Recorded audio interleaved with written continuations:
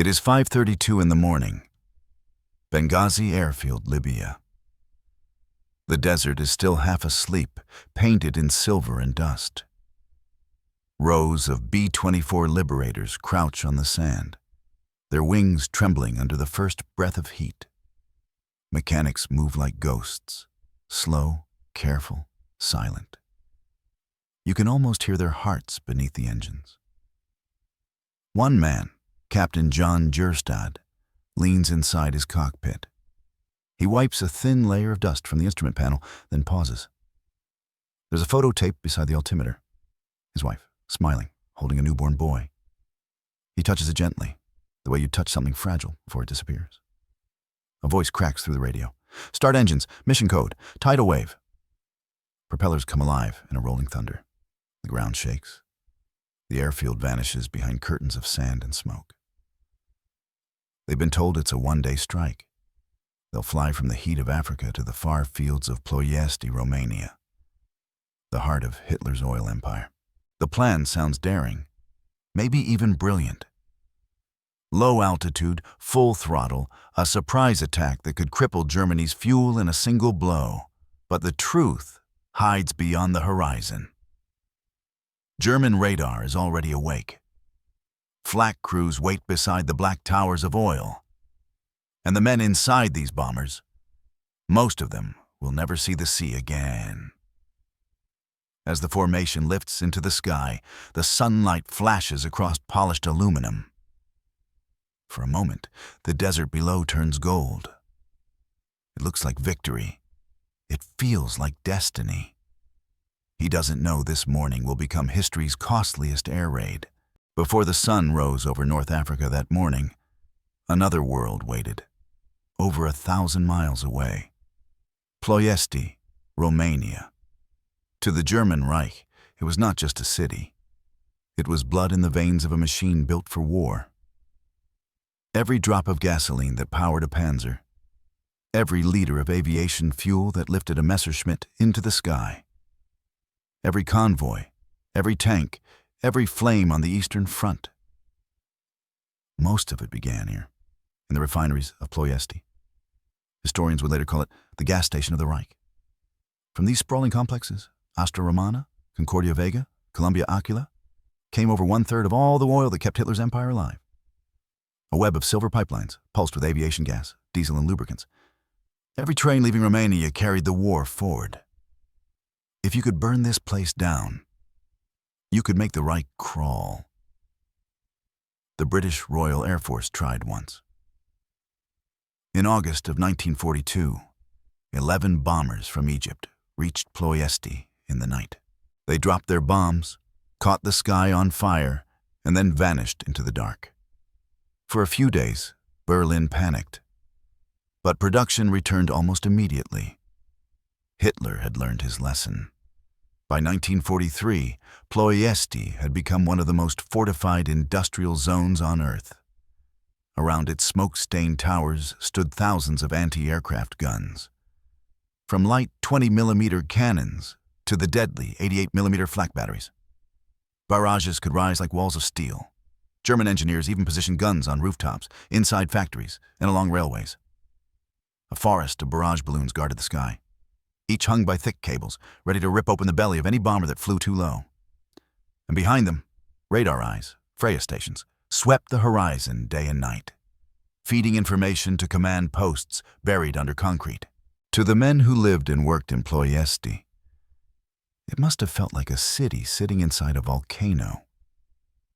Smoke always in the air. The scent of oil thick in the lungs, the distant thunder of trains moving fuel toward the front. And across the sea, in the heat of Libya, American planners studied aerial photographs and believed they saw weakness. The refineries looked fragile. Flak coverage seemed predictable. Someone said, if we fly low enough, below the radar, they'll never see us coming. It was a seductive idea. Flying at 150 feet would keep them invisible. It would also mean racing through telephone wires, smokestacks, and gunfire at over 200 miles per hour. But confidence was high. They had trained for weeks, skimming the desert floor, memorizing oil tank layouts built from mock-ups in the sand. They believed in surprise. They believed courage could replace altitude. The code name was Operation Tidal Wave, a strike so powerful it could drown the German war effort in a single day. If it worked, fuel shortages might ground the Luftwaffe, stall the panzers, and shorten the war by months. If it failed, few wanted to think about that. Maps were printed. Targets labeled White 1, White 2, Blue Target. Each crew knew which refinery to hit, which smokestack to aim for, which railway to follow home. The mission brief promised glory and precision. Not one word was said about the possibility of an ambush. Because in Romania, even as the bombers were being loaded in Libya, German radar operators had begun to notice unusual radio silence from the south. Trains carried extra ammunition to Ploiești. Local workers were told to stay alert. Anti-air batteries drilled day and night. The Germans were not sleeping. They were listening, long before the engines ever took off. The sun had climbed high over the Balkans when the formation crossed the Carpathian Mountains. From above, the peaks looked like the spine of a sleeping giant. Silent, pale, endless. Inside the lead B-24 Liberator, Major John Gerstad leaned forward in his seat, his eyes fixed on the compass. The air was thin, the temperature rising fast. Fuel gauges trembled from the vibration of 4 massive Pratt & Whitney R1830 engines. Over the intercom, the navigator's voice cracked. "Major, something's off. We're too far north." Gerstad frowned. "Check again." But there was no time. The mountains fell away, and the horizon bloomed with smoke. Ahead lay Ploiești, or what they thought was Ploiești. At 150 feet, the bombers roared so low that the slipstream bent wheat and tore laundry from rooftops.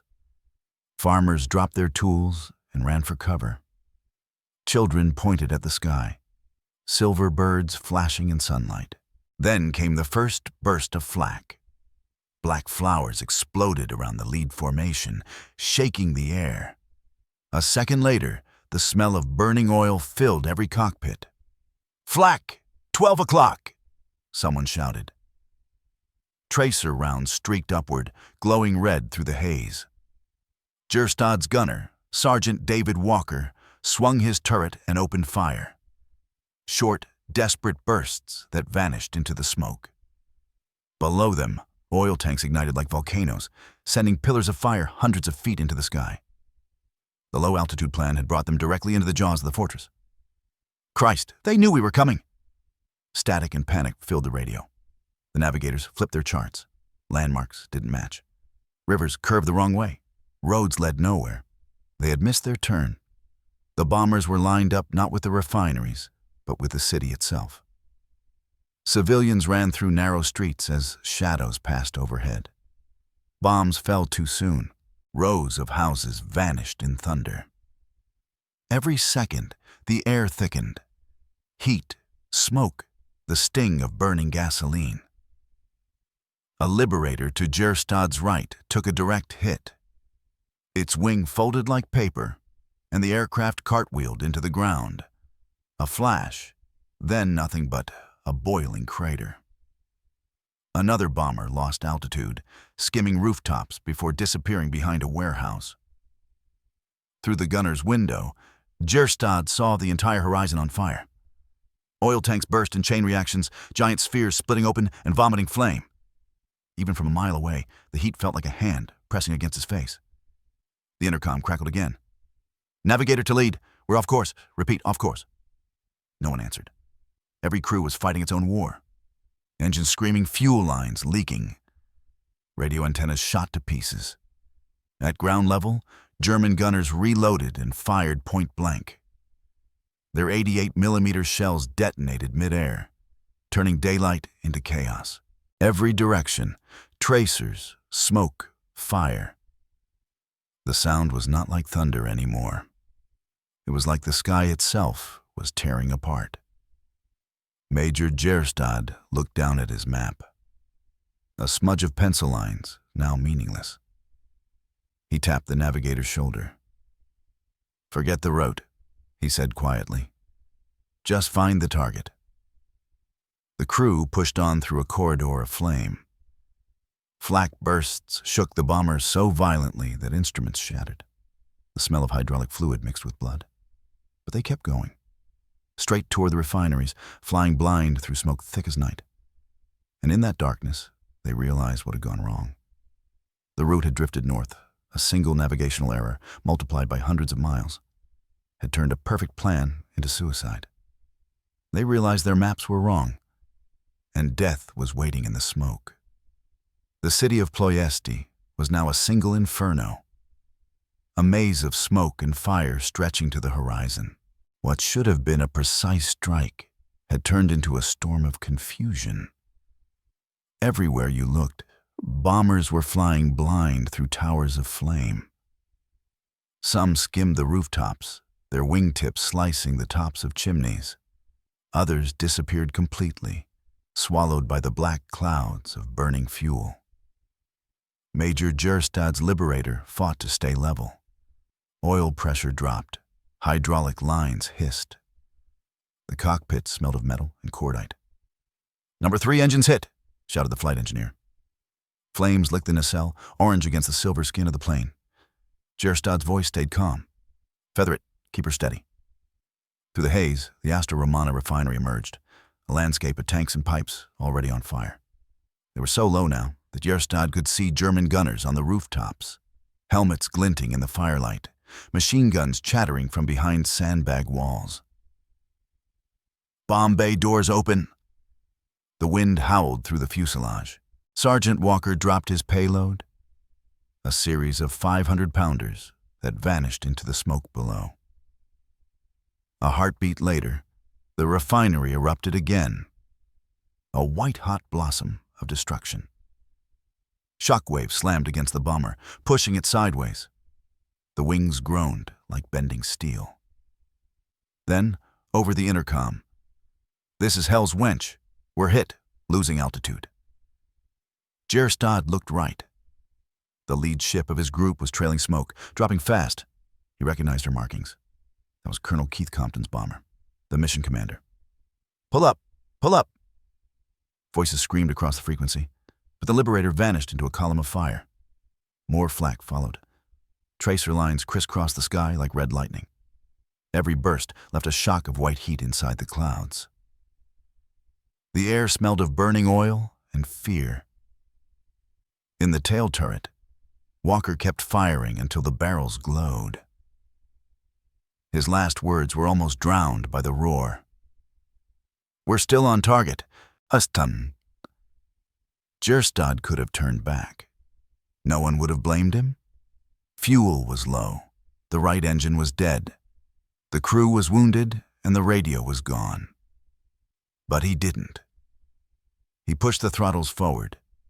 If this was the end, he would spend it doing what they came for.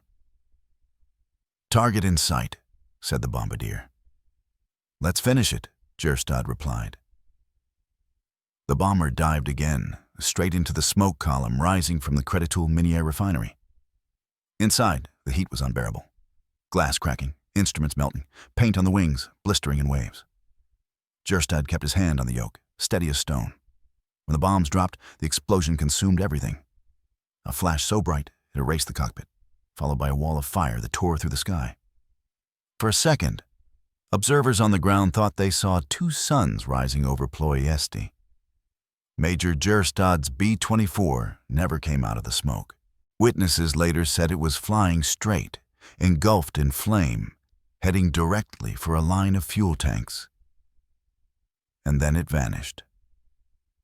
In total, 53 bombers were lost that day. Hundreds of men never made it home. But the refineries burned for hours. The oil empire of the Reich shook, even if only for a while. As the remaining planes limped south toward the Black Sea, the radios were filled with static and silence. Each surviving crew carried the same realization. They had been brave. They had been precise. And yet, it had all gone terribly wrong. The mission would earn 5 Medals of Honor, 2 of them posthumous, one for Major John Jerstad, who refused to turn back. The cost of that courage was written across the smoke-stained sky. They had flown into the furnace, and only a few ever flew out. Before the fire, before the smoke, there had been planning. Months of it. In the summer of 1943, deep inside Allied headquarters in Benghazi, a plan was drawn across a single map. It began with Lieutenant General Louis H. Brereton, commander of the 9th Air Force, and Colonel Keith K. Compton, a precision strategist known for daring ideas. Their proposal carried a name as bold as its ambition: Operation Tidal Wave. The idea was simple on paper: strike the refineries of Ploiești, cripple Germany's oil, and shorten the war. But every line on that map meant risk. The route stretched nearly 1,200 miles each way, from the Libyan desert, across the Mediterranean, over Greece and the Carpathians, into the heart of Romania, and then all the way back. A round trip of 2,400 miles. The longest low-level bombing mission ever attempted. Each B-24 Liberator would take off carrying 2,700 gallons of fuel, almost its full capacity, leaving just enough room for 2.5 tons of bombs. That calculation left no margin for error.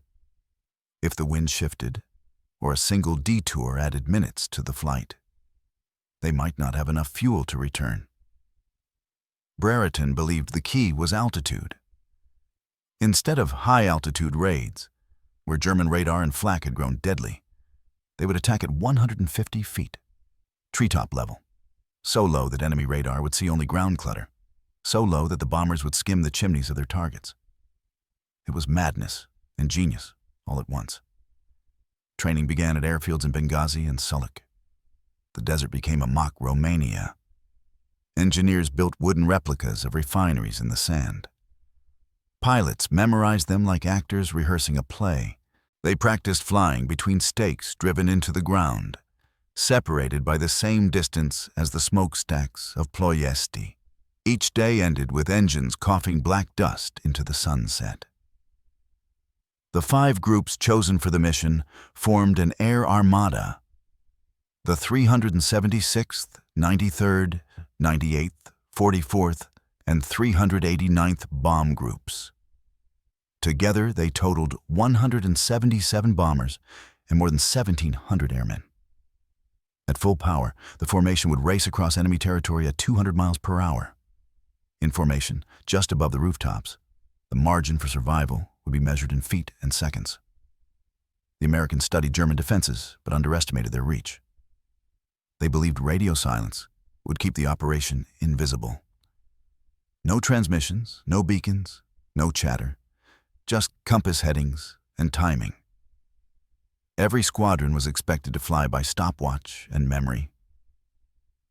But the enemy's radar network, the Freya stations along the Black Sea, was already listening, and it was far sharper than Allied analysts believed. A small navigational drift, just 15 minutes late after crossing the Danube, split the formation. One group turned early, another missed its checkpoint. When the bombers descended through the Carpathian valleys, they were no longer one unified spear, but 5 scattered blades slicing into chaos. From the German perspective, the sky was filled with targets.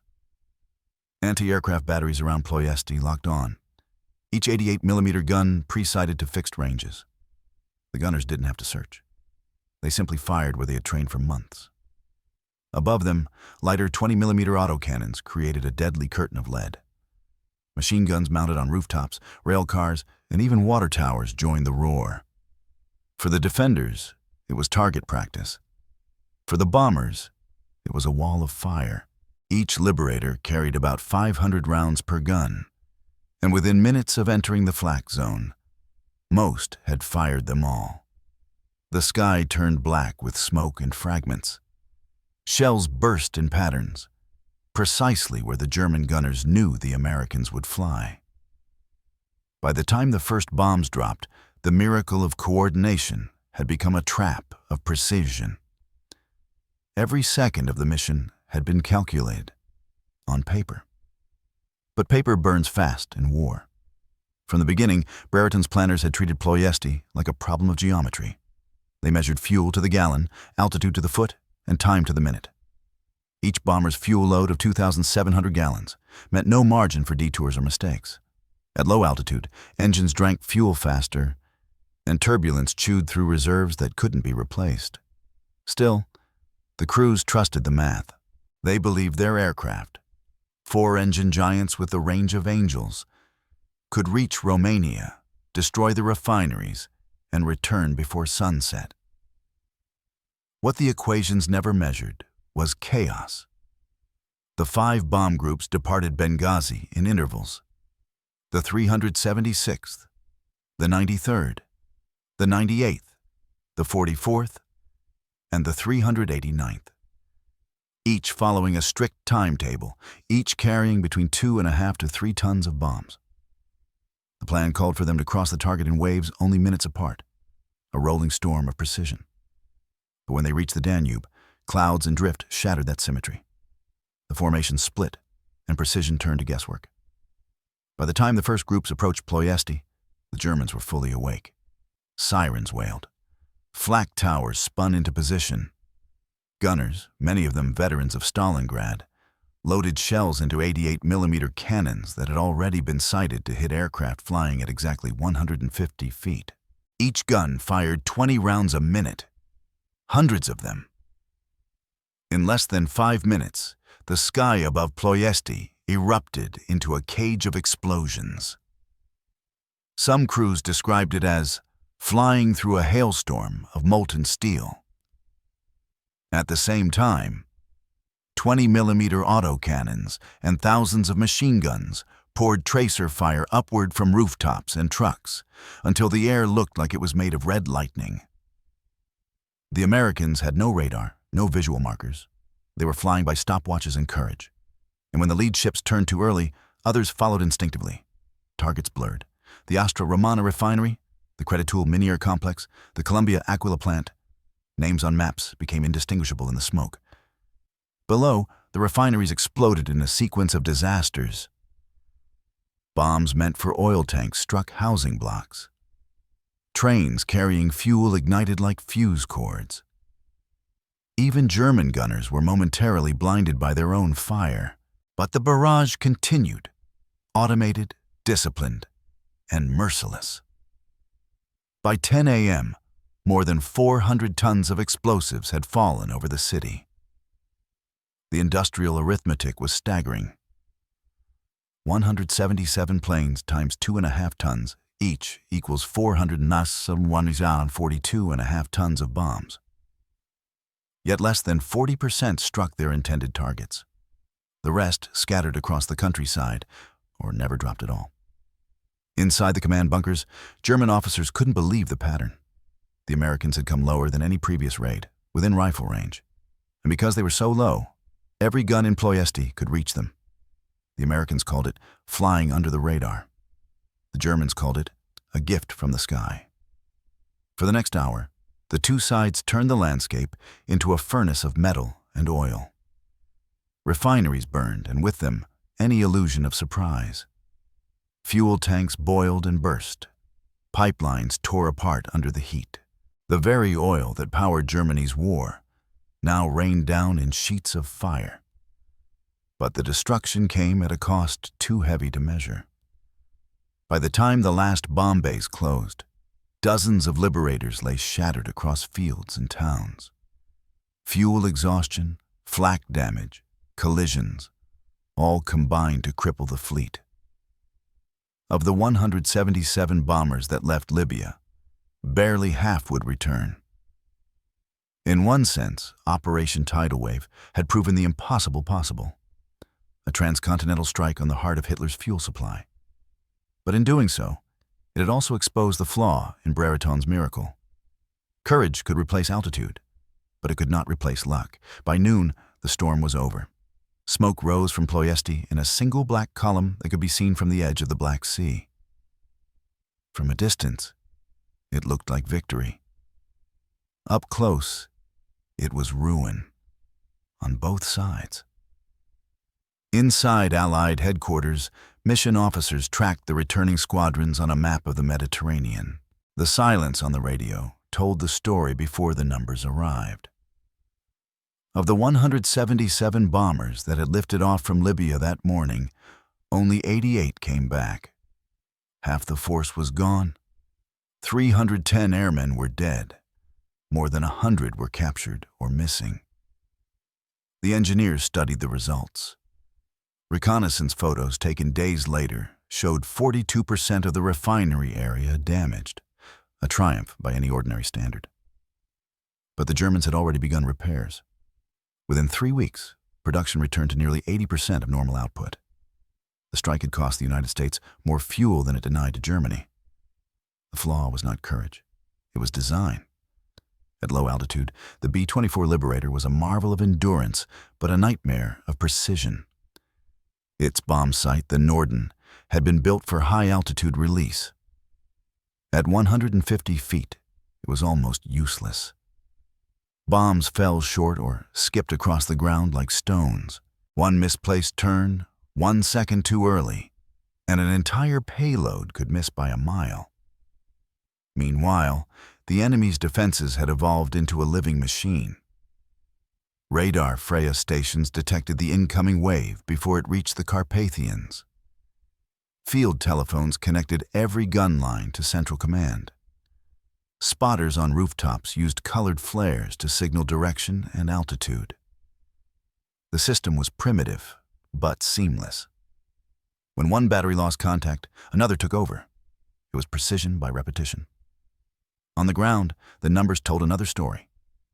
More than 2,000 anti-aircraft guns, from the heavy 88mm to light 20mm cannons, had fired roughly 54,000 shells in less than an hour. The density of flak reached one explosion every 10 feet of airspace over the target. No training field could have prepared the crews for that. And yet, even in that inferno, some miracles held.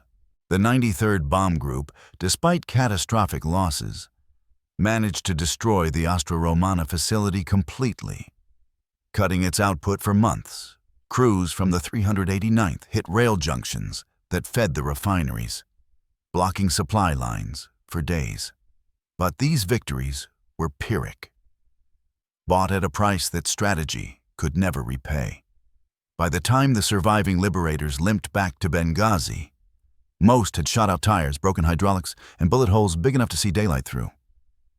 Men climbed down covered in oil, faces blackened by smoke and exhaustion. They didn't speak. They didn't have to. In the debriefing tent, one intelligence officer asked a pilot what had gone wrong. The man stared at the dirt floor and said quietly, "Everything worked." Until it didn't. Historians would later call Operation Tidal Wave both a masterpiece of bravery and a monument to miscalculation. Its planners had believed technology could rewrite the rules of war, that timing, training, and nerve could defeat geography and mathematics. They were wrong. The industrial arithmetic told the truth. 177 bombers x 2.5 tons equals 442.5 tons of bombs dropped. But only 40% hit their targets. At that exchange rate, courage could not compete with production. Still, something in that failure changed the course of air warfare. High-altitude bombing, once doubted, became doctrine. Escort fighters, the P-51 Mustang, were developed to protect the next waves. And every crew that trained afterwards studied the black and white photos of Ploiești as a warning written in smoke: never underestimate the cost of surprise. In the end, the miracle had indeed become a trap. One built from perfect plans, flown by perfect men, and undone by a single, imperfect world. The smoke over Ploiești hung for days. Thick, black, and endless, it curled upward until it seemed to touch the sun itself. Survivors said the light turned orange, like the whole sky was bleeding fire. From above, reconnaissance cameras captured what looked like the surface of another planet. Refineries lay shattered. Pipelines twisted like broken veins. Train cars burned in neat rows. But beneath that destruction, something else moved. People. Tens of thousands of Romanians ran through the streets, carrying what they could. Children held hands with strangers. Farmers tried to pull horses from barns already on fire. And between them, German soldiers shouted orders, their uniforms streaked with soot, their eyes reflecting the glow of the city they were supposed to protect. On the ground, the heat was unbearable. Fuel tanks boiled, exploding one after another. Concrete walls glowed red. Even anti-aircraft guns melted into their mounts. Men fought not with bullets, but with buckets, trying to stop oil from flowing into open flames. When the roar finally quieted, the destruction seemed absolute. To the crews who had made it back to Benghazi, it felt like victory. A hard, bloody, unforgettable victory. But inside the German command posts, engineers were already working. Under the supervision of General Alfred Gerstenberg, repair crews began rebuilding within hours. They rerouted pipelines, replaced tanks, and brought in thousands of Romanian laborers. 3 weeks later, the refineries were producing 80% of their previous output. The gas station of the Reich was running again. The price of that brief disruption? 53 bombers lost, more than 500 men killed or missing, many never found. Some were captured and paraded through the streets of Bucharest, their uniforms still stained with oil and blood. Others vanished entirely, buried beneath the same refineries they came to destroy. One survivor, Lieutenant John Palm, was shot down and captured near the city. Years later, he recalled the moment his bomber went down. Smoke was so thick it hid the sun. You couldn't tell which way was up. We flew into the fire and came out on the other side, and there was no other side. Those words haunted every man who made it home. They had witnessed courage beyond measure, and a plan that collapsed under its own perfection. For days after the mission, the airfields in Libya were silent. Mechanics walked among the empty parking lines where bombers used to sit. Ground crews marked each missing aircraft with a chalk X on the tarmac. The chalk ran out before the names did. When the news reached Washington, officials called it a costly success. But among the crews, the phrase felt hollow. They knew what it had really been: a victory by courage and a defeat by calculation. In military reports, the operation was dissected like a failed experiment. Analysts wrote of navigational drift, of uncoordinated turns, of the fatal 15-minute delay that scattered the formation. They listed every technical reason, but none of them could capture what it felt like to watch a friend disappear in flame. Still, even in tragedy, lessons took root. Brereton's low-altitude miracle had proven one thing beyond doubt. There was no safe altitude in modern war. Flying low invited flak. Flying high invited fighters. To survive, bombers would need protection. In the months that followed, the U.S. Army Air Forces rewrote doctrine. No more solo miracles. From now on, heavy bombers would fly high, escorted by long-range fighters. That doctrine would give birth to the P-51 Mustang, the guardian angel of the skies over Europe. But in 1943, those ideas were still just paper and promise. The men of Operation Tidal Wave had already paid for them in blood. Weeks later, just long after the fires of Ploiești had cooled, letters began to arrive at homes across America. Each one carried the same seal: War Department, official notice. In kitchens and front porches from Kansas to California, families opened them with trembling hands. Some found words of pride. Your son displayed extraordinary heroism. Others found silence between the lines, a blank space where the future used to be. The newspapers called it the greatest air raid of the war. But for the men who had flown it, the word greatest felt wrong. They called it what it was: the day courage outflew reason. At Benghazi, the surviving crews gathered for a final briefing. There was no applause, no speeches, just rows of men, uniforms stained with oil and grief. A chaplain read the names of the missing. Each one echoed like the toll of a bell. When he reached Major John Gerstad, no one moved. They all knew he had gone down with his plane, deliberately steering it into the refinery to finish the mission. He would later be awarded the Medal of Honor, one of 5 given that day. But in that tent, there was no talk of medals, only silence. Outside, desert winds scattered dust across the runway. Ground crews cleaned what they could. Bullet holes patched with tape, glass replaced with whatever fit. The smell of burnt fuel lingered in the air for weeks. One pilot, interviewed years later, said softly, "We weren't fighting men that day. We were fighting math, and we lost." Historians would debate the value of the raid for decades. Some argued that it proved the Allies could strike anywhere. Others said it changed nothing but the casualty lists. But everyone agreed on one truth. Ploiești had rewritten the way America fought the air war. Before the raid, U.S. commanders still believed that precision bombing could end wars quickly, that skill and courage could replace technology. After Tidal Wave, that illusion died in the smoke. The new doctrine became clear. High-altitude bombing, fighter escort, coordination over heroism. Factories back home adapted overnight. Production of long-range fighters, especially the P-51 Mustang, was accelerated. Airfields across England filled with formations of silver bombers that would no longer fly alone. Every one of them owed their safety to the lessons written in the skies of Romania. Meanwhile, the survivors tried to live again. Some stayed in the service, others went home and never spoke of it. In small towns, they worked as mechanics, farmers, teachers. Ordinary lives carrying an extraordinary silence. When asked, they simply said, "It was a long way to go for a gallon of gas." But inside, they remembered everything. The smell of oil, the trembling of the fuselage, the voice on the intercom saying, "We're off course," and the moment when the horizon turned to flame. In Romania, the scars remained long after the war. The people of Ploiești rebuilt brick by brick, living among the ruins that still smelled of fuel.